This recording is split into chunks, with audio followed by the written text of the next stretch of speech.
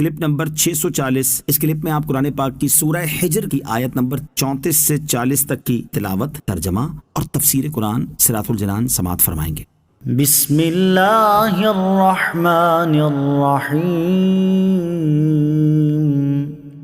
ترجمہ، اللہ کے نام سے شروع جو نہایت مہربان رحمت والا ہے۔ قال فاخرج منها فإنك رجيم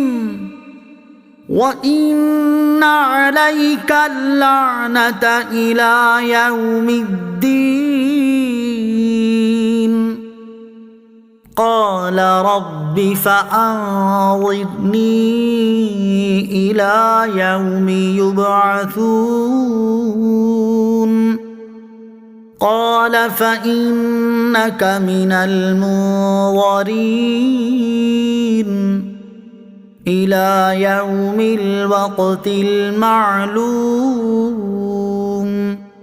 ترجمہ، اللہ نے فرمایا تو جنت سے نکل جا کیونکہ تو مردود ہے، اور بے شک قیامت تک تجھ پر لعنت ہے۔ اس نے کہا اے میرے رب تو مجھے اس دن تک مہلت دے دے جب لوگ اٹھائے جائیں گے۔ اللہ نے فرمایا پس بے شک تو ان میں سے ہے جن کو معین وقت کے دن تک مہلت دی گئی ہے۔ وَإِنَّ عَلَيْكَ اللَّعْنَةَ، اور بے شک تجھ پر لعنت ہے، یعنی قیامت تک آسمان و زمین والے تجھ پر لعنت کریں گے، اور جب قیامت کا دن آئے گا تو اس لعنت کے ساتھ ہمیشگی کے عذاب میں گرفتار کیا جائے گا جس سے کبھی رہائی نہ ہوگی۔ قال،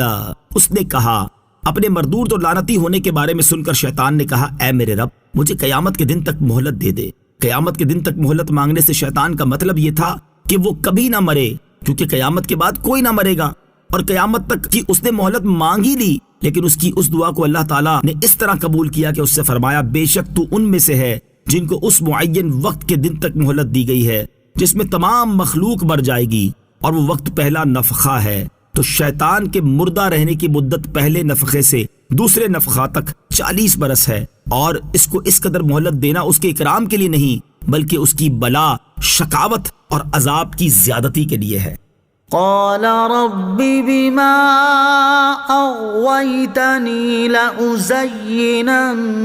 لهم في الأرض ولأغوينهم أجمعين إلا عبادك منهم المخلصين۔